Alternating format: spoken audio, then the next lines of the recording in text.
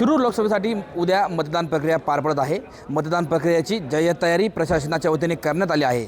त्यातच शिरूर लोकसभा मतदारसंघात येणाऱ्या आंबेगाव विधानसभा मतदारसंघामध्ये प्रशासनाच्या वतीने एक वेगळं मतदान केंद्र, जिथे सर्व मतदान केंद्र अधिकारी जे असणार आहेत ते दिव्यांग असणार आहेत, अपंग असणार आहेत, असं केंद्र आंबेगाव विधानसभा मतदारसंघामध्ये आहे।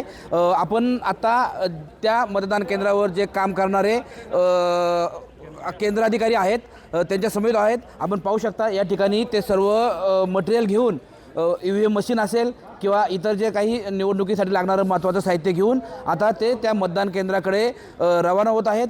हे जे मतदान केंद्र आहे ते आंबेगाव विधानसभा मतदारसंघात असून यात सर्व दिव्यांग कर्मचारी म्हणजे अपंग कर्मचारी ह्या मतदान केंद्राचं सर्व नियोजन पाहणार आहेत। आपल्यासोबत आहेत ह्या दिव्यांग मतदान केंद्राचे केंद्र अध्यक्ष शैलेंद्र चिखले। सर, काय सांगाल, कसं आहे नियोजन?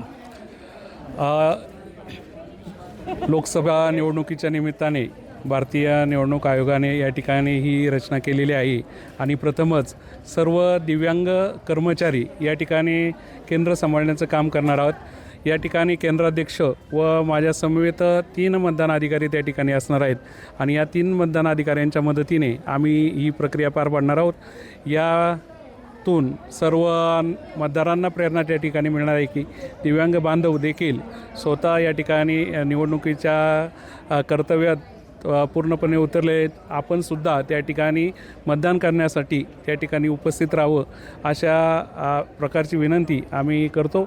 या ठिकाणी निवडणूक आयोगाने आम्हा दिव्यांग बांधवांना हे राष्ट्रीय कार्य करण्याची संधी दिली, त्याबद्दल मी त्यांचे आभार मानतो। खरं तर मतदानासाठी दुटी लागू नये यासाठी शासकीय कर्मचारी प्रयत्न करत असतात, मात्र आपण याकडे पाहू शकताय आंबेगाव विधानसभा मतदारसंघामध्ये एक विशेष दिव्यांग मतदान केंद्र असून त्यासाठी हे दिव्यांग कर्मचारी उद्या संपूर्ण मतदानाची प्रक्रिया पार पाडणार आहेत। टाइम्स नाऊ मराठीसाठी सचिन तोडकर, मंचर।